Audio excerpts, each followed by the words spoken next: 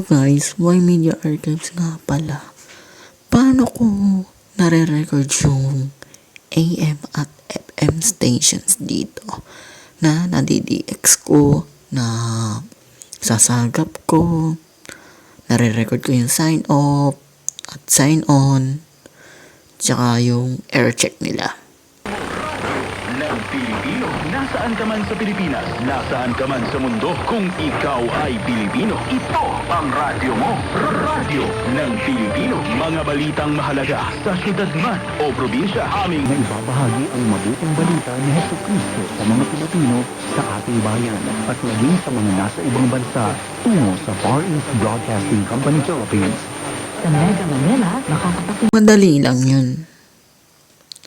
Kung meron ka ng dalawang yun. Number 1, AB capture card. Yes, AB capture card. Katulad nung kay EasyCap na gamit-gamit ko. Yes, yung sa last time na video ko yung kay INC-TV. INC-TV, Iglesia ni Cristo Television, a UHF television station owned and operated. USB sound card. Yung may headset mode, microphone input. Kaso aux yun. Di aux yung saksakan. May problema ka na dun pag maikli yung aux cable mo. Ang problema nga lang, pag nagkaroon ng EMI, electromagnetic interference, sa radyo mo. Pero madali lang yun kung mahaba ang aux cable mo. Radio station owned and managed by the Far East Broadcasting Company Philippines. Pero minsan yung ibang radyo, katulad ng akin, Texan DR920C, na-i-interfere niya gawa ng sa output nung 5 volts sa cellphone or yung OTG niya, something na may interference. For the steps, may kailangan muna tayo 3. Number 1, capture card. Number 2, aux cable.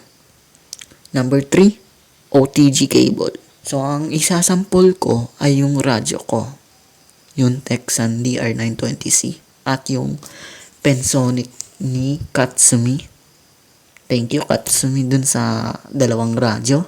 Step 1, isaksak muna natin ang aux cable sa capture card mo.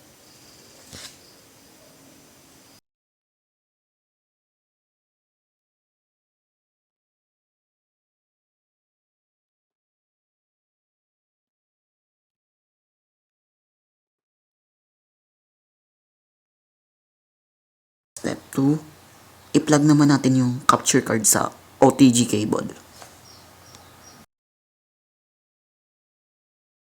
Step 3, isaksak natin yung aux cable sa radyo.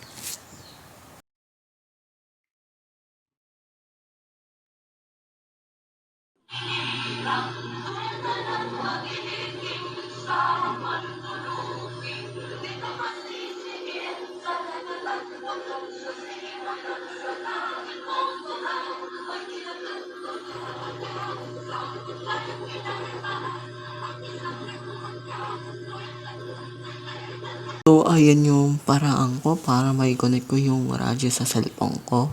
Maraming salamat guys sa pag-support at panonood ng video ko. Hanggang sa muli, paalam!